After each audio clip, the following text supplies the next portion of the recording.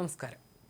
അതിവേഗത്തിൽ വാഹനം ഓടിക്കുന്നതിനിടെ കാറിനുള്ളിൽ ലൈംഗിക ബന്ധത്തിലേർപ്പെട്ട ദമ്പതികൾ അറസ്റ്റിൽ. ജർമ്മനിയിലെ ഓട്ടോബാനിലാണ് സംഭവം.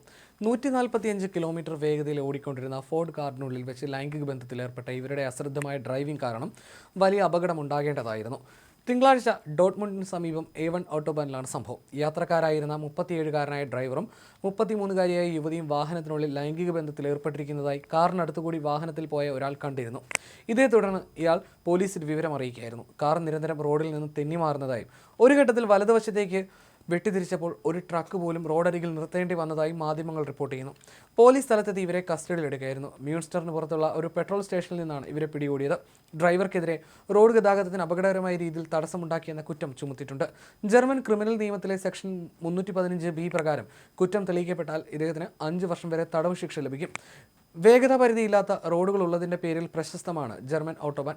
ജർമ്മനിയിലെ ഓട്ടോബാൻ സംവിധാനം വേഗത പരിധിയില്ലാത്ത റോഡുകൾക്ക് പേരുകേട്ടതാണെങ്കിലും ഏകദേശം 30% റോഡുകളിലും വേഗത പരിധിയുണ്ട്. ട്രാഫിക് സുഗമമാക്കുന്നതിനായി 9% റോഡുകളിൽ പ്രത്യേക സംവിധാനങ്ങളും ഏർപ്പെടുത്തിയിട്ടുണ്ട്. തിരക്കേറിയ സ്ഥലങ്ങളിലും അപകട സാധ്യത കൂടുതലുള്ള ഭാഗങ്ങളിലും കർശനമായ വേഗത പരിധികൾ നിലവിലുണ്ട്.